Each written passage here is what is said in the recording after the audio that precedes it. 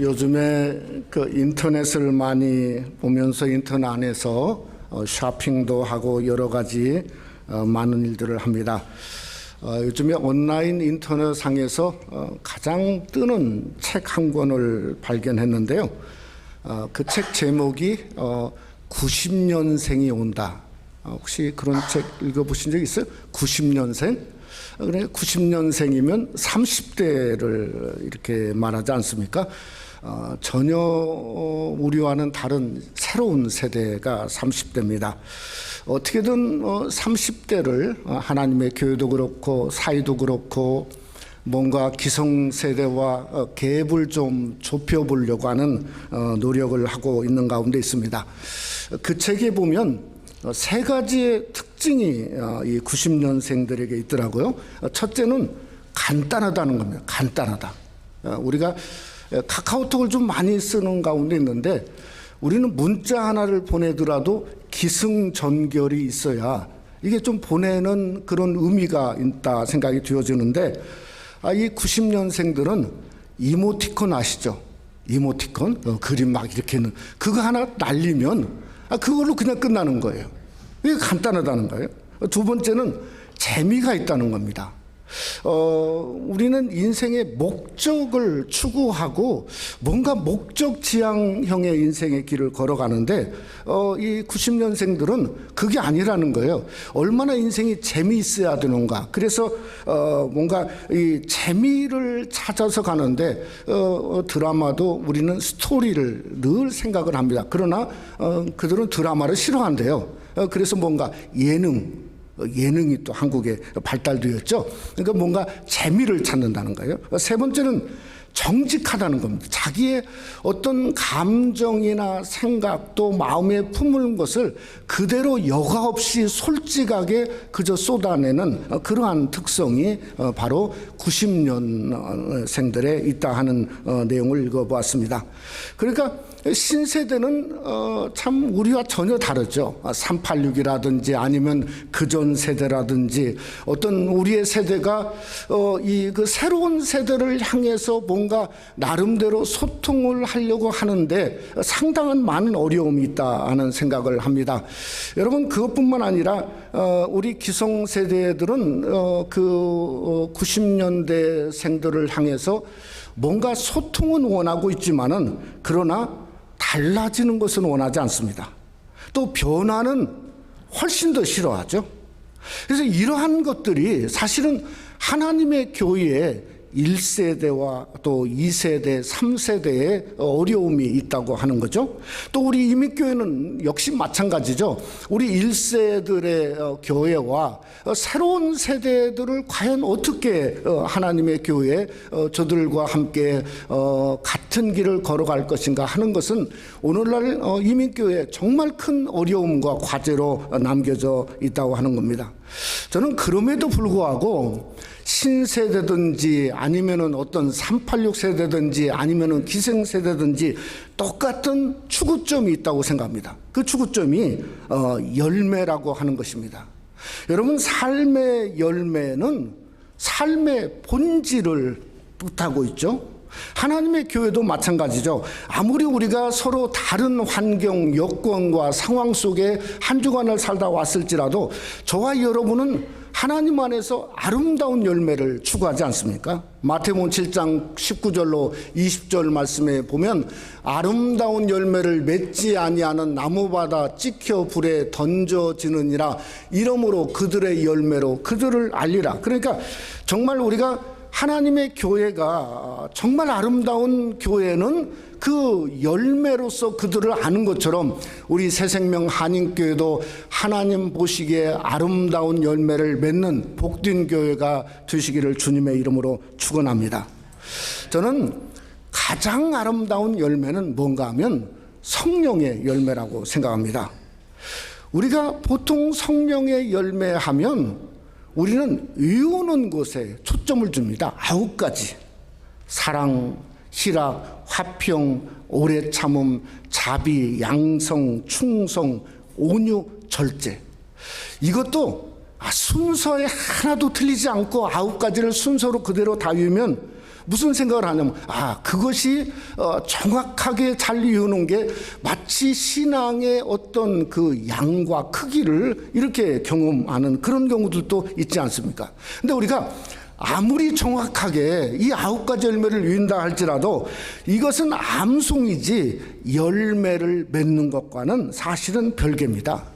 여러분, 우리 한국교회가 정말 이 세상의 교회 역사상 봉사나 구제, 섬김, 이것처럼 열광하는 우리 한국교회가 어디가 있습니까?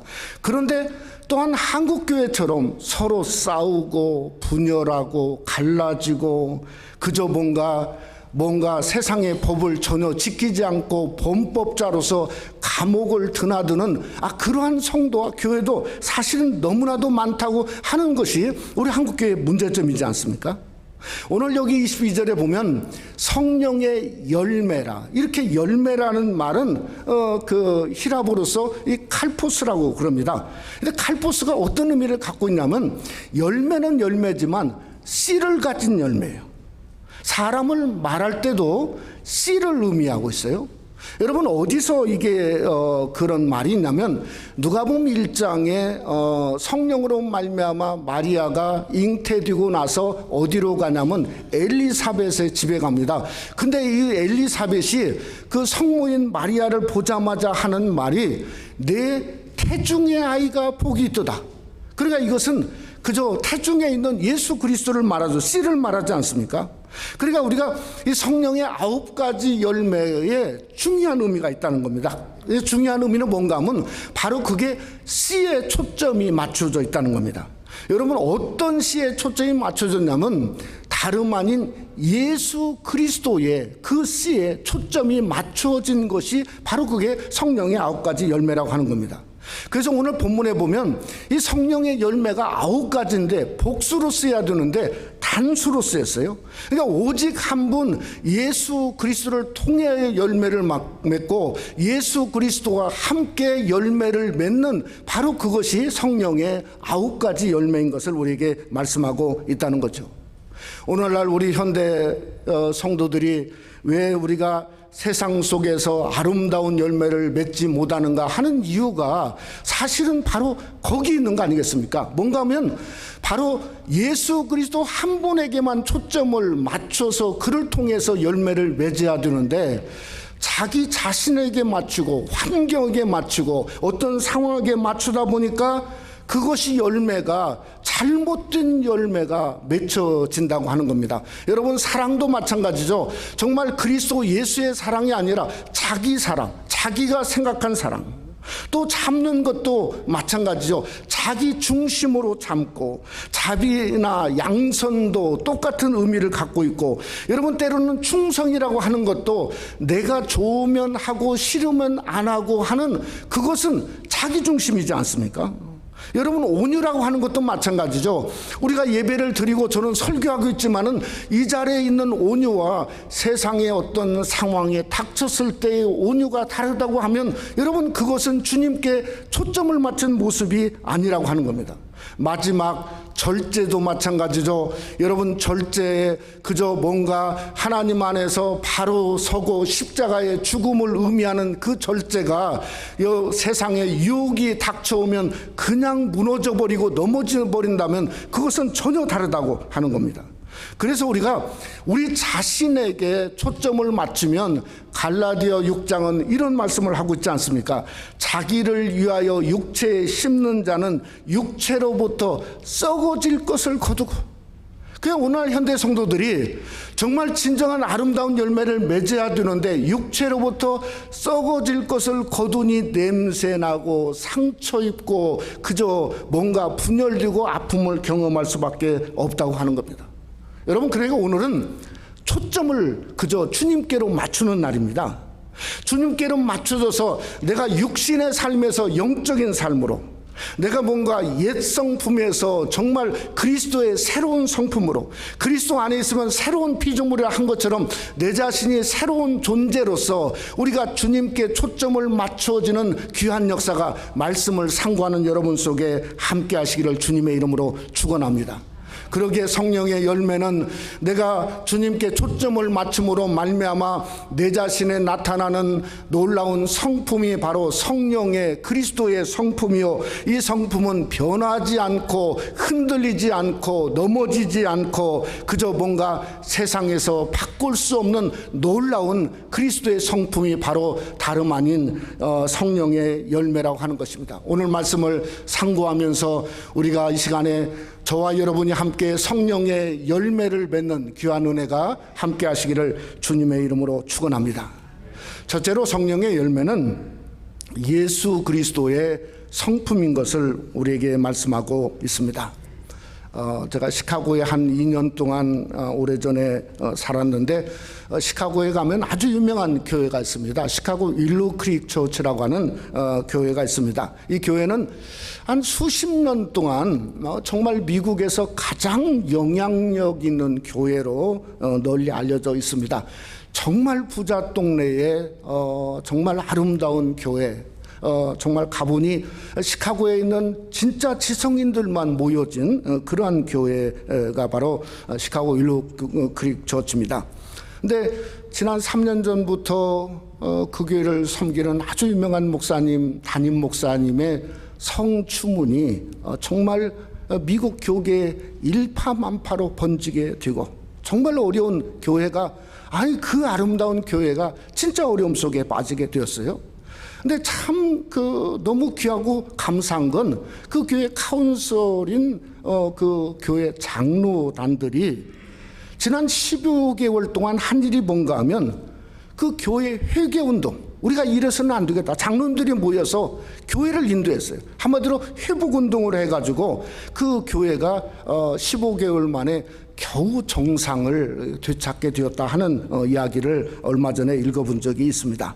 오늘 이 19절 말씀해 보니까 이런 말이 있죠. 육체의 일은 분명하니 곧 음행과 더러운 것과 호색이라. 옛날 성경에 보면 육체의 일은 현저하다는 거예요. 그러니까 육체에 범하는 죄는 그저 완전히 드러난다는 겁니다. 그 중에 음행, 더러운 것, 호색이라. 그러니까 결국은 뭔가 죄라고 하는 것은 우리 육체를 통해서 우리를 더럽게 만들고 추하게 만들고, 우리 지난주에 봤지만은 바벨론이 정말 아름답고 대단하지만은 그러나 귀신의 처소가 된 것처럼 정말 죄가 우리를 방탕하게 만들고 더럽게 만든다는 겁니다. 근데 이 말씀을 가만히 묵상하다 보면 어떤 의미를 가지고 있냐면, 죄가 분명히 무섭고 추하고 더럽습니다. 그런데 우리 성도가에게 정말 죄보다도 훨씬 더 무서운 게 있습니다. 훨씬 더 무서운 게 뭔가 하면, 죄로 말미암아 주님을 바라보는 눈이 감겨져 있다 하는 것이 훨씬 더 무섭다는 거예요. 그러니까 우리는 모두 다 죄인이니 죄를 질 수는 있지만은, 그러나 그 와중에도 주님을 바라보고자 하는 그 눈을 뜰 수 있는 것이 성도에게 있어야 된다는 거죠. 여러분, 시편 120편 3편 2절에 보니까 종의 눈이 그 상전의 손을, 여종의 눈이 그 주모의 손을 바람같이 우리 눈이 여호와 우리 하나님을 바라며 우리를 긍휼히 여기시기를 기다리나이다. 그러니까 우리가 주님 안에서 저와 여러분이 어떤 상황이 있을지라도 우리는 일어나서 주님을 바라보고자 노력하는 이것이 우리에게 필요하다는 거죠. 히브리서 12장에도 이런 말이 있습니다. 믿음의 주요 또 온전케 하신 이인 예수를 바라보자. 왜 저와 여러분이 어느 상황에도 예수님을 바라봐야 되냐면, 주님은 저와 여러분을 바꾸시는 분이기 때문에 그랬어요. 우리를 변케 하시고 또 우리를 새롭게 하시고, 정말 그 그리스도의 그 놀라운 성품을 성령을 통해서 우리에게 맺게 하시는 바로 그분이 바로 우리의 주님이시기 때문에 저와 여러분은 어떤 상황에도 눈을 똑바로 뜨고 주님을 바라보는 훈련과 상황을 통해서 그리스도가 여러분을 변하게 하시는 은혜가 여러분 속에 함께 하시기를 주님의 이름으로 축원합니다. 우리가 지난 시간에 팔복을 통해서 너희는 세상의 소금이 되라 빛이 되라는 말씀을 우리가 상고해 보았습니다. 오늘은 이 성령의 9가지 열매가 과연 무엇인가, 이것은 예수님의 성품이라는 거죠. 여러분, 예수님의 성품 중에 가장 놀라운 성품이 뭡니까? 사랑이지 않습니까? 사랑일 뿐만 아니라 그는 희락이셨고 평강의 주님이셨고, 그는 십자가를 오래 참으셨고, 그는 자비와 양선의 하나님이셨고, 그는 충성된 하나님의 아들이셨고, 그에게는 온유함이 있었고, 그는 뭔가 절제하는 그리스도, 그 놀라운 하나님 한 분만 바라보는, 바로 그것은 예수 그리스도의 성품이라는 거죠. 근데 예수님이 저같이 말씀을 전할 때 그때만 9가지 성품을 가지신 게 아니고, 항상 주님은 어느 상황 어느 때도 바로 주님의 놀라운 그 성품이 바로 이 9가지 성품을 통해서 드러나는 거예요. 심지어 예수님은 십자가 위에서도 사랑의 성품, 온유의 성품, 또 그뿐만 아니라 오래 참음의 모든 주님의 성품들을 드러내시고 있다 하는 것이 그게 놀랍다는 겁니다. 그래서 23절에 이렇게 끝을 맺지 않습니까? 이 같은 것을 금지할 법이 없다. 그러니까 이 말은 뭔가 하면 무슨 율법의 상황을 얘기하는 것 같지만, 그러나 실제로 율법을 의미하는 게 아니고 우리에게 필요한 것은 뭔가 하면 우리 자신, 또 저와 여러분을 말씀하고 있다고 하는 겁니다. 저와 여러분이 예수 그리스도 안에 있으면 어떤 상황, 어떤 환경, 어떤 처지에 있을지라도 우리는 9가지의 성령의 열매를 맺을 수 있다고 성경은 말씀하고 있다는 거죠. 그러니 사랑하는 성도들이, 오늘 또 여러 가지 처지와 형편과 상황 속에 나온 줄 압니다. 그러나 여러분은 그걸 뛰어넘어서 예수 그리스도의 이름으로 성령의 열매를 맺게 되는 아름다운 역사가, 이 같은 것을 금지할 법이 없는 그 적용의 역사가 여러분 속에도 그렇게 드러나시기를 주님의 이름으로 축원합니다. 우리가 한번 열매를 생각해 보면 처음부터 열매가 토실한 열매는 없습니다. 항상 작죠. 작아서 점점 커지지 않습니까? 우리가 똑같죠. 우리의 삶 속에도 성령을 통해서 일어나는 작은 변화를 무시하면 안 되는 거예요. 아니, 이게 죄라고 생각이 드는 순간, 예전에는 그게 안 들었는데 갑자기 죄라고 드는 순간 그걸 무시하면 안 되는 거예요. 그건 뭔가 성령이 우리 안에 열매를 맺고자 일하시고 있는 거예요. 우리도 생각해 보죠. 아니, 내가 이러면 안 되는데, 그러면 그 자리에서 일어나야죠. 왜냐하면 성령이 지금 열매를 여러분을 통해서 맺게 하시는데 그 자리에 앉아 있으면 안 된다는 거예요. 어느 날 갑자기 뭔가 자신도 불쌍하고 그저 뭔가 이웃이 불쌍하다는 생각이 들으면 하나님이 여러분에게 자비의 열매를 맺게 하시고 있는 겁니다. 우리가 주님 안에서 하나님 앞에 예배해야 되는 마음도 마찬가지고, 뭔가 내가 새롭게 한번 섬겨보고 싶다는 충성의 마음도 마찬가지고, 뭔가 우리가 주님 안에서 내가 이러면 안 되지, 절제해야 되지, 그러면 끊어버려야 돼요. 왜냐하면 성령이 여러분에게 절제를, 열매를 맺게 하기 위해서는 여러분이 끊어야 그 열매가 자라나고 점점 커지고 점점 정말 주님 보시기에 아름다운 열매를 맺게 되는 성도가 될 수 있다는 겁니다. 오늘날 세상을 보면 열매를 어디서부터 시작하냐면 과거서부터 찾아옵니다. 이건 당연하죠. 왜? 방법이 없으니까. 이 사람이 누군가를 알기 위해서는 과거가 어떤 히스토리가 있나 하는 것을 찾지 않습니까? 정말 열어보면 그저 한국에서 난리지 않습니까? 아니, 이런 사람이 있을까 할 정도로 난리. 이유는 뭔가? 점점 찾아보니까 썩은 냄새만 나고 있는 거죠. 그런데 참 감사한 것은 하나님은요, 우리의 현재를 보세요. 아니, 베드로를 보니까 3번이나 주님을 부인했는데 주님이 베드로에게 하시는 말씀이, 시몬아, 내가 이 사람들보다도 나를 더 사랑하느냐? 그 사랑을 3번이나 주님은 물었어요. 그러니까 현재를 보고 현재를 찾으시는 바로 그것이 주님의 열매의 모습이라는 거죠. 여러분, 우리의 삶도 마찬가지지 않습니까? 오늘 이 성령의 9가지 열매뿐만 아니라 오늘 본문을 보니까 본문이 전부 다 현재 시제로 쓰였어요. 단수로 쓰였단 말이에요. 그래서 우리가 예수님 한 분만을 바라보고 현재 일어나서 주님만을 바라보면 우리도 현재를 보시는 주님을 통해서 얼마든지 열매를 맺을 수 있다. 우리에게 긍정적으로 말씀하고 있는 거죠. 에베소 5장에 보면 빛의 자녀라고 말하고 있습니다. 빛의 자녀, 빛으로 행하라. 빛의 열매는 모든 착함과 의로움과 진실함에 있다. 저는 이것은 태도라고 생각합니다. 마음가짐이라고 생각해요.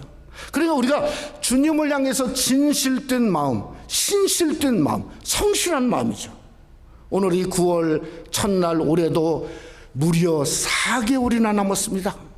그러니 과거는 잊어버리고 지금부터라도 일어서서 더 신실하고 성실하고 진실하게 주님을 사랑하고 주님께 가까이하고 주님을 통해서 더 신실하고자 할 때 하나님은 여러분을 통해서 점점 더 아름다운 열매, 점점 더 기쁨의 아름다운 성도, 우리 새생명 한인교회도 주님 보시기에 점점 더 아름다운 열매를 맺는 현재를 보시고 현재를 중히 여기시는 하나님을 통해서 신실하고 성실하고 진실한 아름다운 열매를 맺게 되는 귀한 복이 우리 교회와 여러분 속에 함께 하시기를 주님의 이름으로 축원합니다.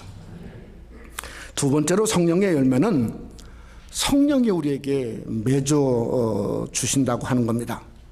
제가 오늘 말씀을 참 우리가 너무나 잘 아는 말씀인데 이 말씀을 이렇게 묵상을 하다가 어느 시점이 와서 결론 하나를 맺게 되었어요. 그 결론이 뭔가 하면 성도는 정말 죄짓기 어려운 존재다 하는 게 제 결론이에요.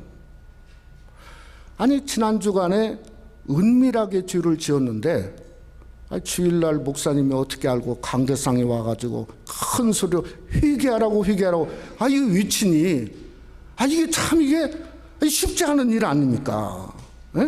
아니 예전엔 죄에 대해서 아무런 꺼리낌이 없어요.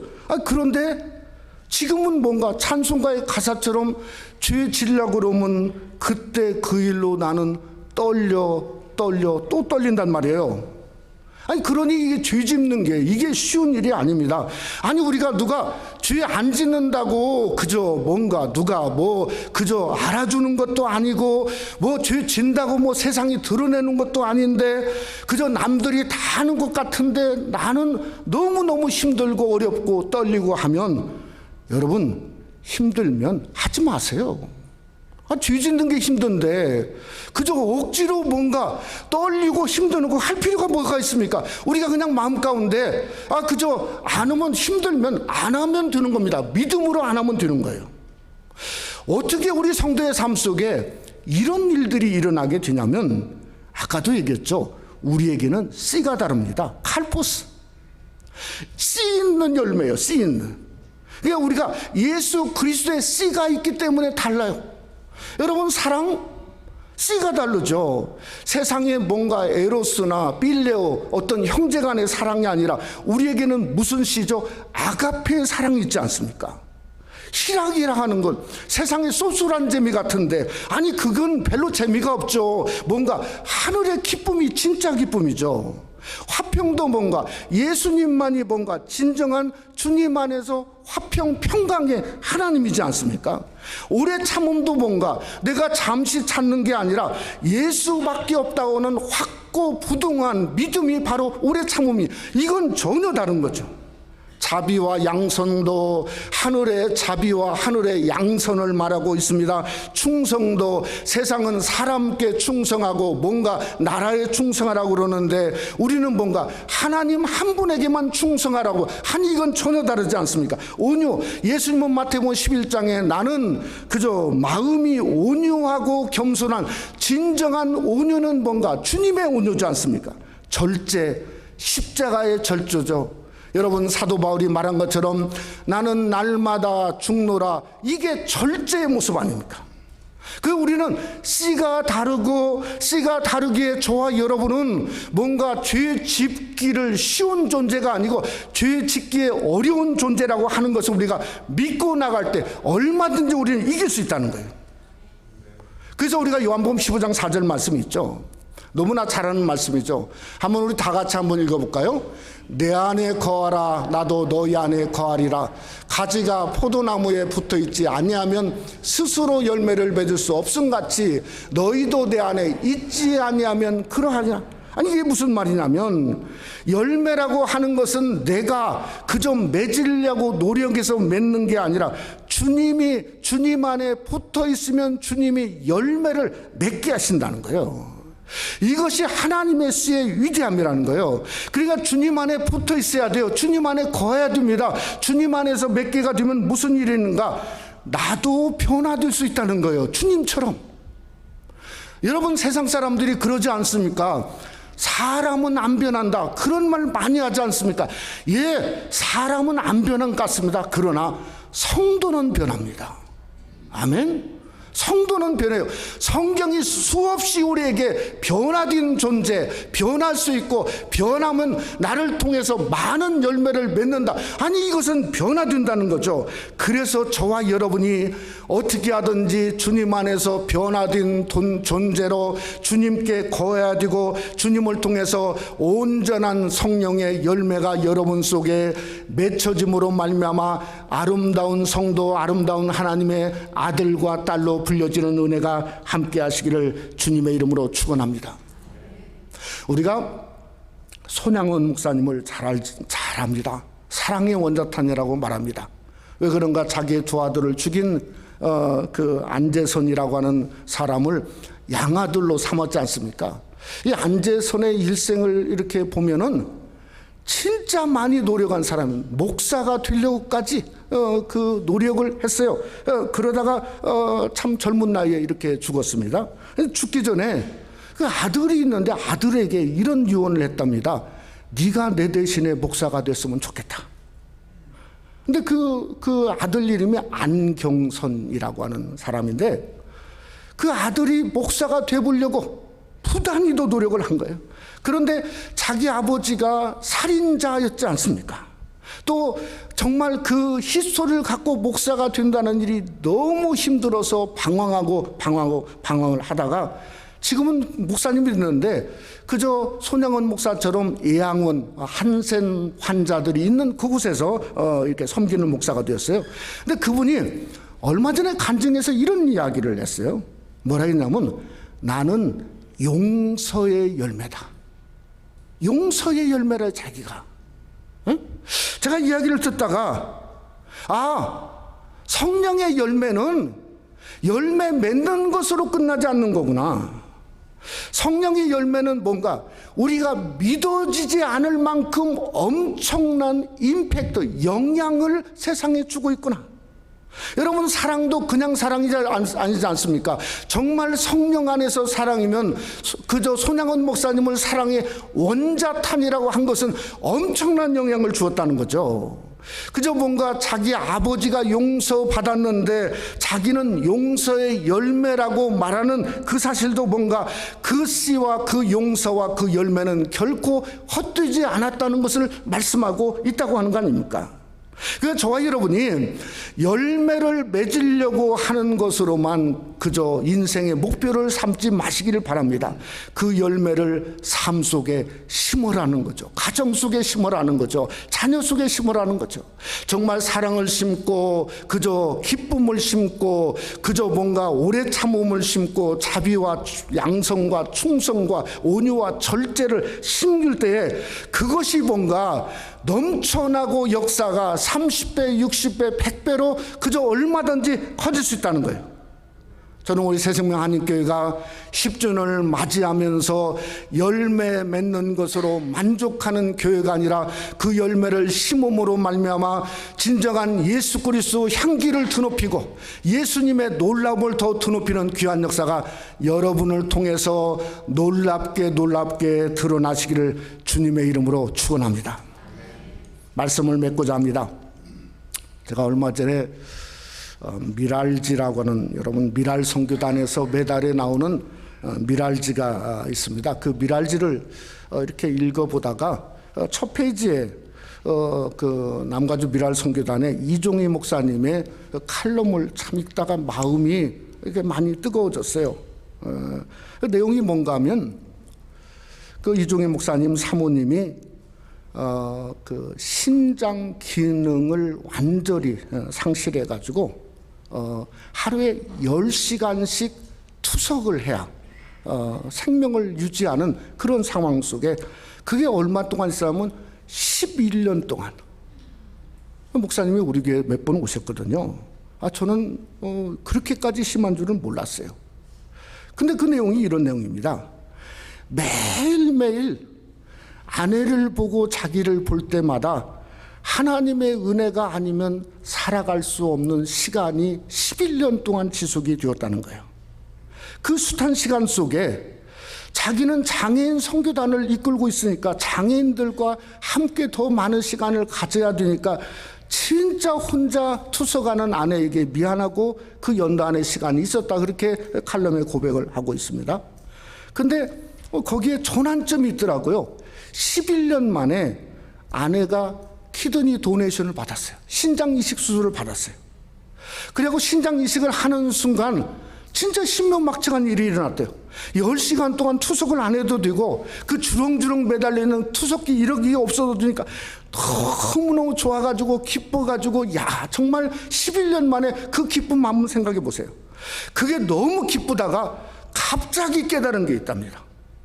그게 뭔가 하면, 내가 이런 기쁨을 갖는 것은, 내 아내가 이런 기쁨을 갖는 것은 누가 죽어서, 교통사고든지 어떤 어려움이 죽어서 신장을 도네이션 했기 때문에 내 아내에게 이런 경이로움이 일어났구나 하는 것을 깨닫는 순간에 무슨 생각이 들었냐면, 나 같은 벌레 같은 죄인인데 저 십자가에서 예수님이 죽어서 깨뜨리심으로 말미암아 내가 있게 되고 내 아내가 있게 되었다고 하는 십자가의 주님의 놀라운 사랑을 거기서 다시 한번 깨닫게 되었다 하는 그러한 칼럼의 내용이었습니다. 여러분, 성령의 열매 우리가 너무 순서를 잘합니다. 그게 그냥 우리에게 떨어진 게 아니지 않습니까? 주님이 무슨 산상수훈을 통해서 우리에게 가르친 가르침도 아니지 않습니까? 이게 뭔가 하면 정말 주님이 저 십자가에서 당신을 깨트려서 자신의 놀라운 성품 전체를 우리에게 부어준 게 바로 성령의 열매라고 하는 것입니다. 그래서 사도 바울은 말하기를 갈라디아 5장 25절에 이렇게 우리에게 말합니다. 만일 우리가 성령으로 살면 또한 성령으로 행할지니 live by the Spirit, walk by the Spirit. 그러니까 우리가 성령으로 살고 있으면은 성령으로 걸으라는 겁니다. 걸으라. 우리는 성령을 떠나서 살 수 없는 존재. 오늘 또 성령을 통해서 왔고 성령으로 걷고 성령으로 살고 성령으로 섬기고 성령으로 일하고 성령으로 우리 교회가 10주년을 맞이하는 교회가 될 수 있어야 된다는 거죠. 우리 새생명 한인교회 우리 교역자 수양일을 하는 교역자들 마찬가지고 우리 장로님도 마찬가지고 제육도 마찬가지입니다. 저희 교회가 거려야 될 것은 혼자가 아니라 함께 단수인 것처럼 열매가 한 마음을 가지고 성령과 함께 동행하는 교회, 그것이 주님 보시기에 가장 아름다운 교회고 성령과 함께 살고 성령과 함께 걷는 아름다운 교회, 새생명 한인교회 여러분의 모습이 주님 앞에 가장 아름다운 모습으로 보여지는 귀한 축복이 함께 하시기를 주님의 이름으로 축원합니다.